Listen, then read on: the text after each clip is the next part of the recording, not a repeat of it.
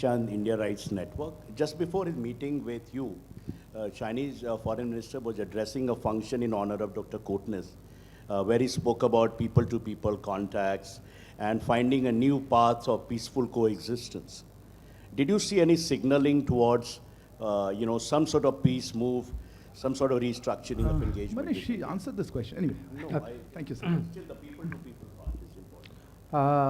Okay, let me start with the anti-West, SCO perceived as an anti-Western grouping. Look, how people perceive it is something I cannot answer for. What I can say is it is a grouping where membership serves India's interests. India has a multi-directional foreign policy with many partners, and it's not always necessary or sometimes possible that all partners get along with other partners. So this is characteristic of the foreign policy in today's very fluid and I would say multipolar and sometimes uncertain, volatile world. So we are members of SCO because it serves our interests. It is a major Eurasian grouping.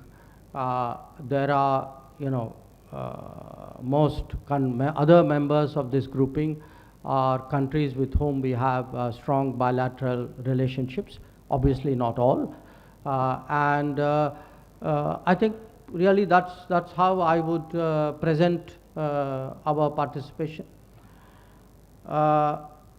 I will jump that question, come to the Ukraine question because I want to take the Pakistan related questions together. On the Ukraine, I wouldn't say there was focused discussion on developments in Ukraine, including recent developments. There were references to it. There were some references to it in the SCO formal session. There was some reference to it in the informal meeting that we had of the foreign ministers yesterday. I think that would be really the right characterization of what happened in the room. Regarding the Kotnis, Dr. Kotnis question and people to people. Look, again, I think Arindam made the point. I mean, I've answered this in a way that relations today are not normal. So to suggest somehow that they are and everything else can continue and while the relevant issues, the central problems are not being effectively addressed, I think it won't wash. That there are issues we need to discuss. I think both countries need to be clear about it.